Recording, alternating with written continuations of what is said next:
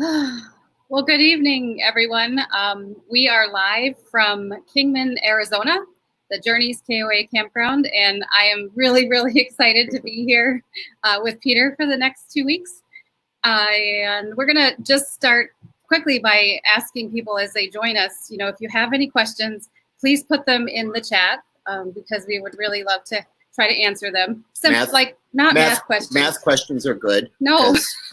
His brain is mush right now. Don't do that. But we would love to have any questions.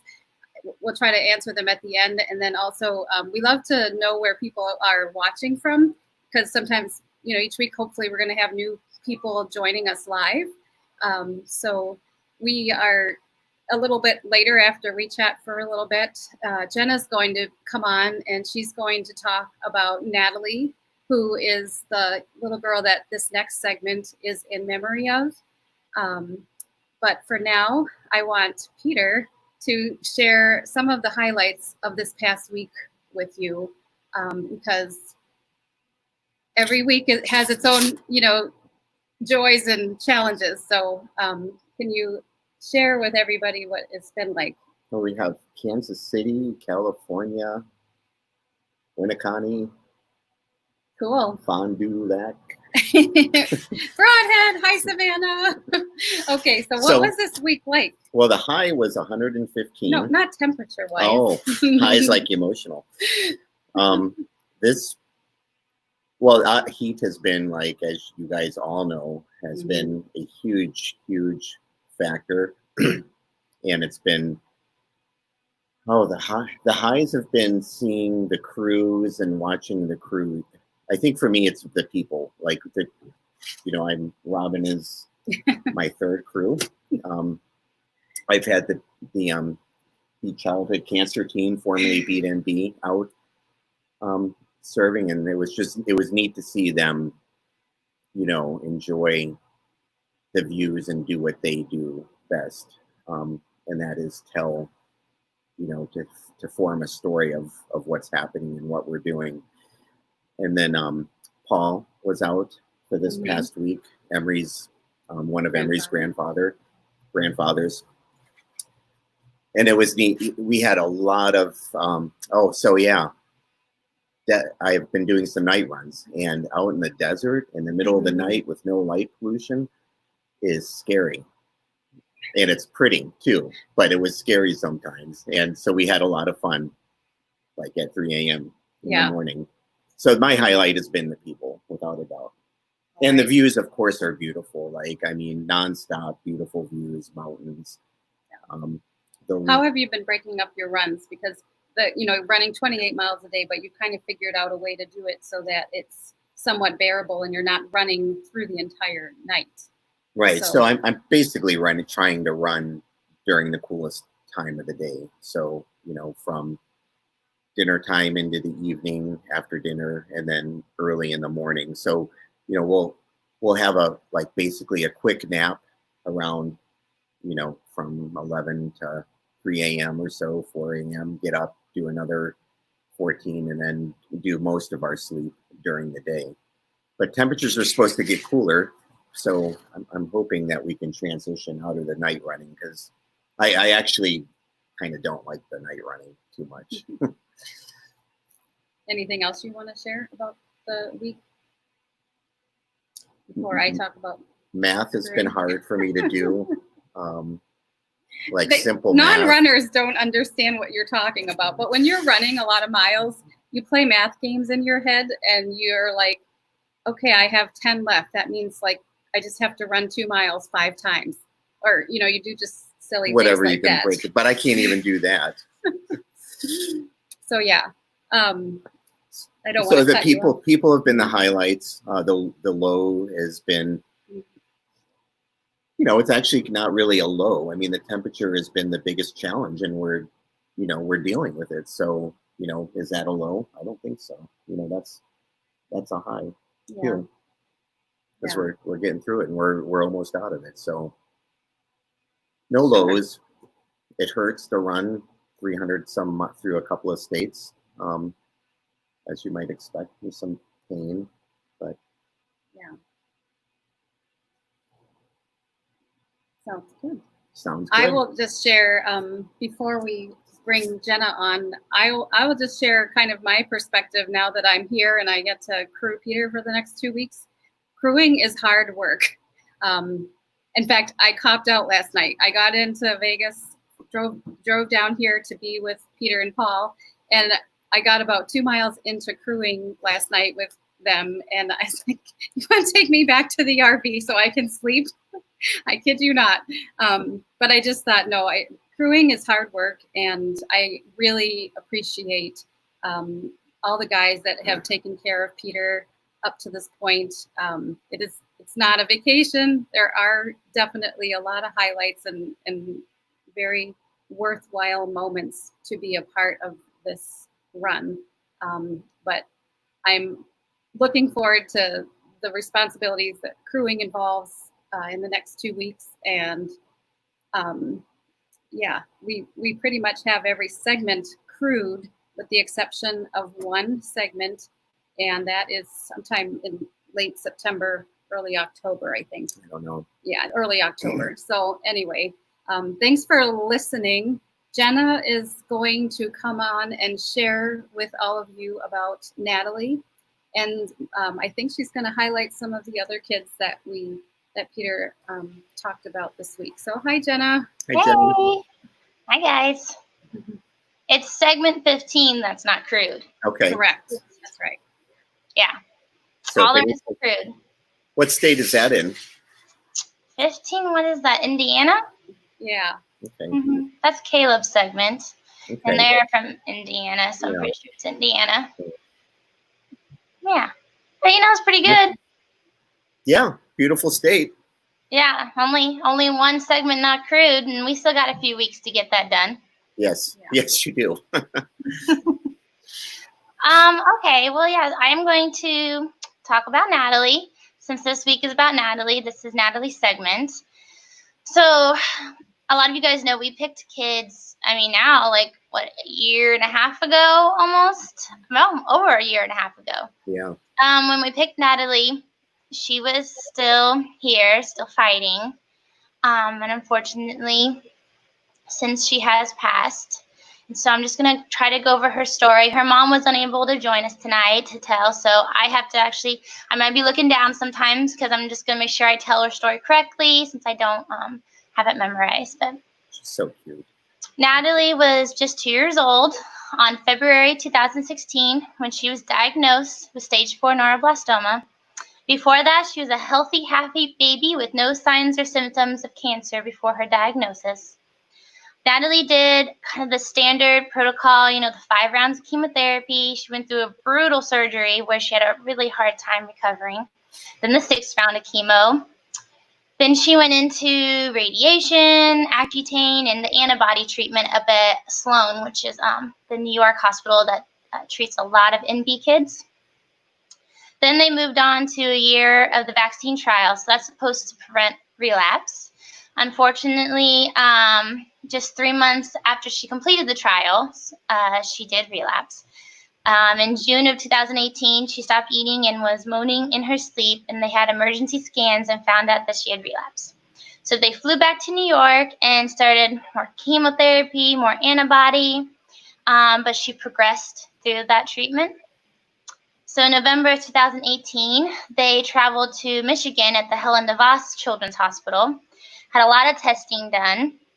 She had more chemotherapy, some new drugs that are supposed to inhibit, they're drug inhibitors are supposed to block or stop the tumor from growing. And that worked for a while. I believe they were up in Michigan for, from November 2018 to June. Unfortunately, May, June, she did start to progress through treatment again, and they decided what would be best was just to take her home and let her enjoy as much as she could. And on June 9th of 2019, in the early morning hours, Natalie passed away. Natalie was a super fun, full life little girl. If you just look at her pictures and videos from their Facebook page, right now it's called Forever Natalie.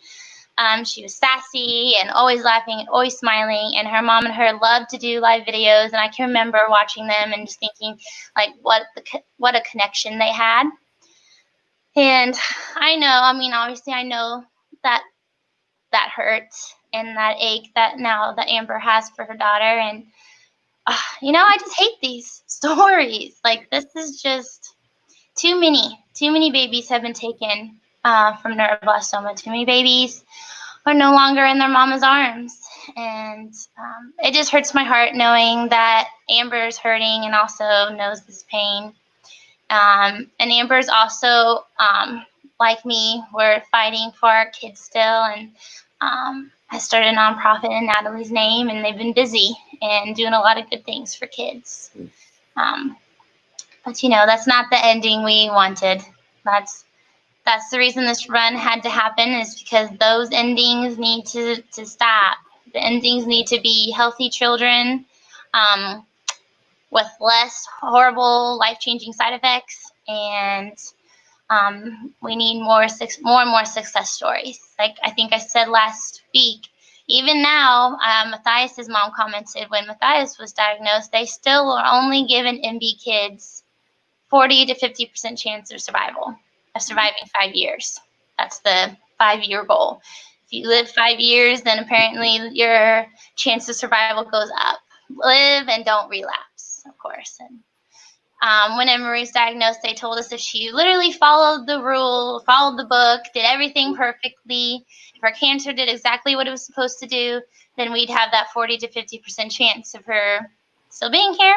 And if she did anything, her cancer didn't do what they wanted to do, then her chances were lowered significantly. And unfortunately, that's what happened. So, that's why you're running, Pete, because our kids deserve better than that. Emery deserved better than that. Natalie deserved better than that. And I'm hoping the next kid diagnosed will get better than that. Yeah. Really appreciate you sharing for us tonight about Natalie. I remember watching her live videos, and she was so funny and no inhibitions whatsoever. So this week she will be very close in our hearts as Peter runs and as I support him. Yes. Our goal this week will still hopefully be to raise $5,000 a week. That's the only way, we'll be able to really for sure get as close as we can to hitting our goal. And so far, everybody has been doing so amazing with fundraising and sharing. And, briefly, we had a big donor that came through this week. And give a little shout out to the Kip family. They donated a large amount. That's why we were able to get to that 100,000 mark. So yay, over 100,000 now. And that was because some of our other just great people who follow and support and donate, and couldn't do it without them. No, absolutely not. We could not do it without them. Thank you, everyone who has given small donations all the way up to the Kip family and others that have, really been all in between. We appreciate every donation, $5, $10, it all adds up. And and I just encourage everyone to talk about it. I mean, I know you can't go around and say, well, my husband's running across the country, but you can say, I know someone, who's running across the country right now. And it does get conversations started for sure. I had a really great conversation with a Starbucks barista this afternoon. And I just am telling everybody everywhere I go now. It's kind of fun to say it. And they're like, oh, wow. Not everybody can say that. Right. Nothing really does frame the, question like a long run, what will you do? Yeah. So I think that's one of the big purposes of the run is it tells the story in a little different way and hopefully in a way that's motivating to people to not be afraid to jump in and do something, even if it's just talking. I mean, you never know. Yes. Yes. And then, like Carrie just put up, we are honoring a child every single day while Peter's running. Peter, you've been doing an awesome job. I love Thank every you. single video you send. Like, you're making it so personable, and I know the parents are loving, like, just seeing you talk about their kid and say their child's name. Yes, this last week, if you guys are following along, we had a few kids. So first off, Rachel, of course, the segment 2 was in memory of our sweet Rachel. And then we also had a few other kids, James and Araya, and all these kids, you know, they either are still fighting cancer or they passed away. Axel, he's an angel. Lincoln before was a fighter. Reagan is fighting right now. He's fighting really hard right now. James, he's another special kid to me, and he's an MB angel. Garrett's an angel. He wanted to be a vet like his mama. And Jazzy, we sent that sweet girl care package, and her mom and I are friends on Facebook. So she's another MB warrior, another neuroblastoma warrior. And we have a whole new group for this week. Yeah. I'm starting off with Natalie, so that'll be day 1 tomorrow. And I can't even tell you all the kids that are next week, but It's a lot. it's a lot. Really. It actually gets more and more as the weeks go on, and we've actually had quite a few more families ask us to include their kids, so I'm going to make a few more up and add them into the sections, you know, after 9 and 10, since you can bring them out. So that sounds good. We'll get them. It's so amazing that, you know, something as simple as saying their name and what they want to do or wanted to do, how that's, you know, meaningful to the parents. Yeah, so, and I think it makes a big impact on everybody else too. Like, it puts a face to childhood cancer. You know, they're not statistics. You know, they're kids that are loved, missed, fought for. Yeah, that's sad.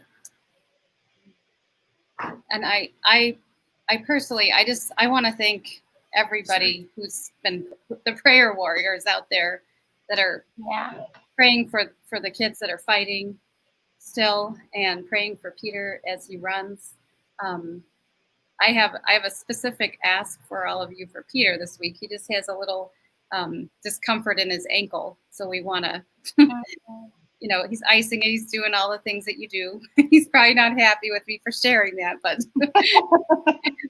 it's not a make or break it kind of thing. It's a normal thing from running so many miles, but it's still something that we kind of want it to go away. I don't know. Don't you? I mean, yeah.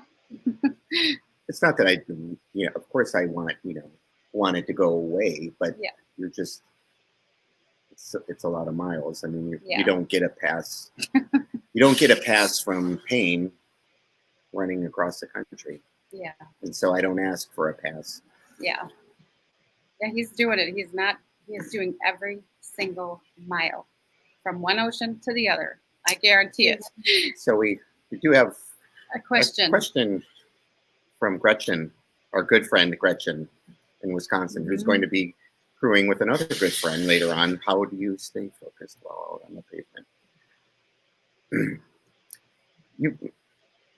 I mean, it's easy to stay focused when you feel good and everything's going good. So, you know, that's, you know, the real question is, how do you stay focused when nothing is going good and you don't feel good?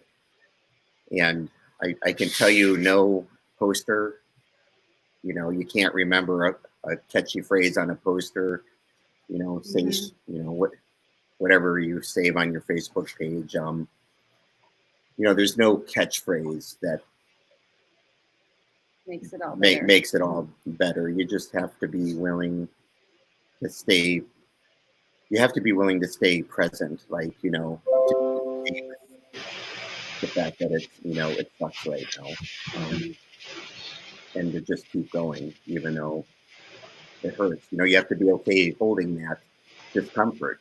you know, it's my pain. I'll hold it gently and I'll keep going.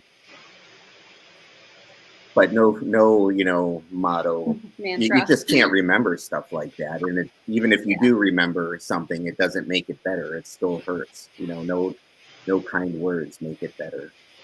I mean, everything you're saying just reminds me of what a kid goes through. Yes. Like, nothing you can say makes it better. I mean, but at the same time, you're still going, and no matter what, Emery kept going. Like, kids are so resilient. They play through the pain. I know. Yeah. And they smile through the pain, and they didn't have a choice but to keep going. Like, Emery didn't get that choice. She was in pain. She wanted to stop, and she couldn't. So everything you're saying just kind of reminds me of what these kids and the parents are going through as they watch their kids. It's painful. We want to say stop. Oh, so many times I just wanted to yell at the nurses and doctors, stop, pick my kid up and run right out the door and never look back. And I didn't get that choice. Yeah. I can't even imagine. It reminds me a lot of that. But at the same time, like, you really do have a choice and you're not stopping. I mean, so that really, at the same time, I mean, that says a lot about you. Like, as a person, you're not giving up and you're fighting for the kids no matter what. I mean, you're inspiring a lot of people, Peter. Like, all these comments, like, I don't know if you get to go and read. I'm gonna review them soon together. Oh my goodness, you'll have to just get on, especially when I post about you. Just read everybody's comments, and it's kind of hard because I know multiple different places.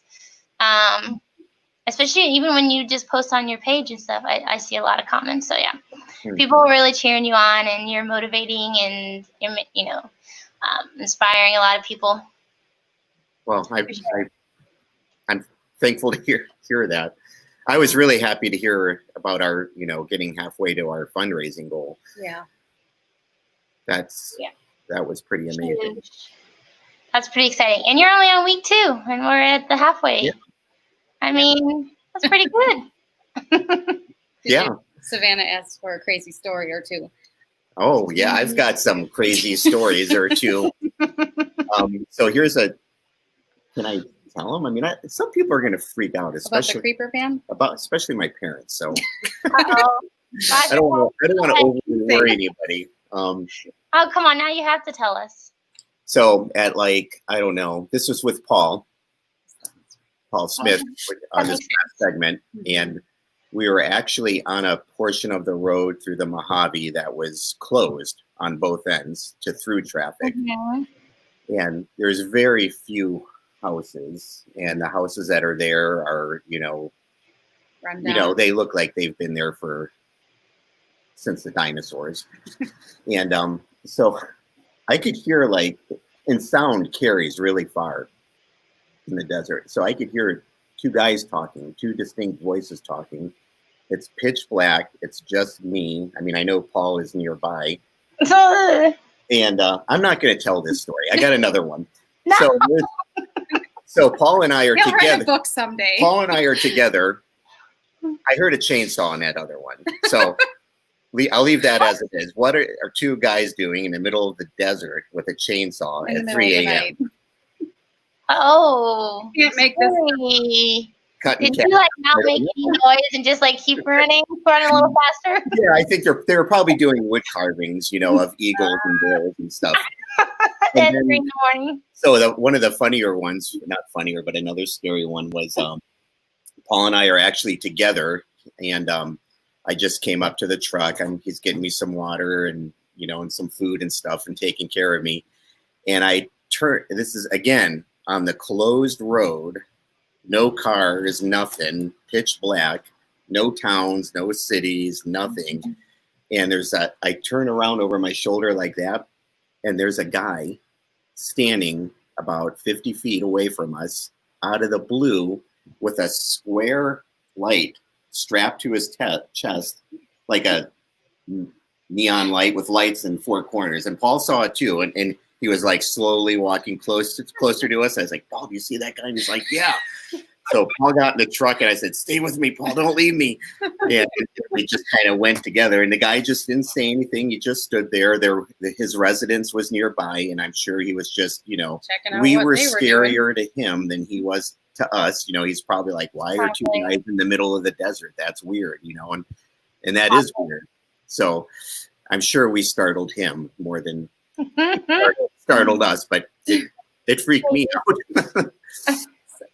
So this coming week, I'll just tell you real quick what this coming week's going to look like. I think we're just going to try to start at 4 a.m. tomorrow morning, and do as many miles as you can, Mm-hmm. and then make up any more in the evening. And he's going to primarily be running on Route 66 this week, which is a really neat route. It's true. What's it, they have a lot of road. iconic places along the way, so I think it'll be well traveled. Probably a little too much traveled for his, but we'll see. Yeah, I'm happy to be back in civilization. I am. You could see so many stars in the desert, though. I mean, that was one of the highlights, and the crews just loved the stars. Paul would set up his chair waiting for me. Yeah. Stars, and the Milky Way stretched from horizon to horizon. I mean, it was just breathtaking. I saw a shooting star for every mile that I walked. I actually tried counting one time, and I gave up counting because there were so many shooting stars. So, 99% beauty and 1% fear. Yeah. Yeah. And, Yeah, I saw the pictures of you guys with the police officer. Oh, yeah. Oh, yeah. Yeah. Yeah, he was a really nice guy. Just stopped, I'm not, he stopped by, asked what we were doing, and super nice, and was, impressed with what Emery's Memory Foundation is doing and the work that you guys are doing. Cool. So, yeah, it was neat. You guys had an interesting week. Yes. Very. Yeah. We'll have many more. 2 down, 17 to go. That's right. Liam wants to know if you're eating a lot of. My grandson wants to know if I'm eating. PBJ. Actually, I haven't been, Liam. I haven't been craving them. I've actually missed having ice cream with you. Oh. So we'll have to have some ice cream in 19 weeks. Oh. Poor guy. He's probably missing that ice cream too. Yeah. Well, we always want to put the plug in. If anybody watching has connections to media or newspapers or journalists, any way that we can get the word out about Emery's Thunder Run, we're only doing this once. Peter is only running across the country one time, so we want to maximize the impact, and we want to make sure that as many people hear about it as possible, and that we need some positive news in the media right now, and this is definitely a positive story. So reach out to Jenna or myself if you think you might have a connection, and we can certainly give you a press release, or we can provide that for you if you want to submit that to your local paper. So yes. Yeah, we can do all that for you. We just send it to you. You can copy paste, and go from there. Yeah. So this next time you join us live, we will be at the Grand Canyon Village, which is pretty exciting because then you'll run the south rim of the Grand Canyon next week. And that segment has two kiddos, right? Yes. Like 4? Okay, so next week you'll learn about those kiddos. And so. Yep, Lily's mom will join us next Sunday. Lily's mom will? Lily's mom will be on the live video. Emma's mom, they don't have good signal where they live. Yeah. So she was afraid it would just be a horrible connection the whole time. But I'll be sharing a video she sent me of Emma later on. And then, Lily's mom is excited. And hopefully Lily will join us. That'd be fun. Oh, that would be so fun. That would be so fun. Yeah. Very cool. Peter's sister wants to know what's in his Starbucks cup. He's got a cold brew, a vanilla.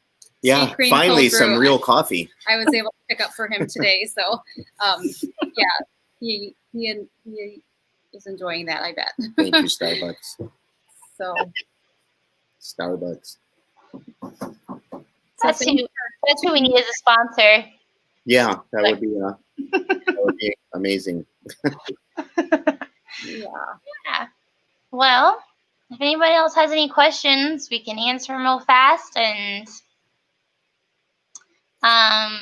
just want to thank everybody again for donating and getting us to that $100,000 mark. And remember, even though we made it, you still have another $100,000 to go. So please don't stop sharing and don't stop donating. Because otherwise we actually, I mean, I don't even want to say it, but we have to keep, you know, our donations going, the momentum going, because otherwise we definitely will not reach the 200,000, and we definitely would love to hit it or even go over the 200,000. So yeah, thank you guys for joining in and sharing and cheering Peter on and sending lots of prayers Peter's way. And you know, when you think about it, I mean, there is such an amazing community of people, Jenna, behind you that, you know, when I first saw your guys' fundraising goal, I have to be honest, I was kind of terrified out of my wits about hitting it. You know, my original goal, which I will not share, was significantly lower than your guys' goal. And the community that's behind you, you know, I have to say, it's possible. Yeah. I mean, to be where we're at right now, right. pretty amazing, Yes. really, as far as what's happened. So, I mean, and if you really think about it, we've had some big donors, the Kit family, my dad's work, IBEW, Local 124, and the other locals who have donated.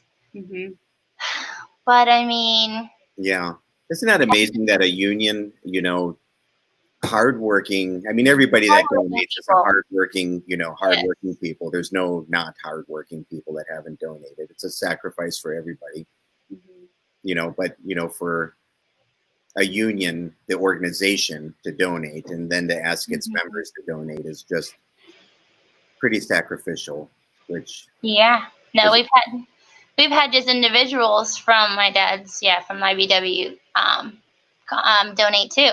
So, and then, Chris Hegan, the main guy we've been working with through the IBW, he is a big part of it because he's the one that literally sent letters to all of the unions along your route and asked them to donate. So we didn't even do it. He did it for us. That's awesome. And that took a lot of his time to do that because there's a lot of them.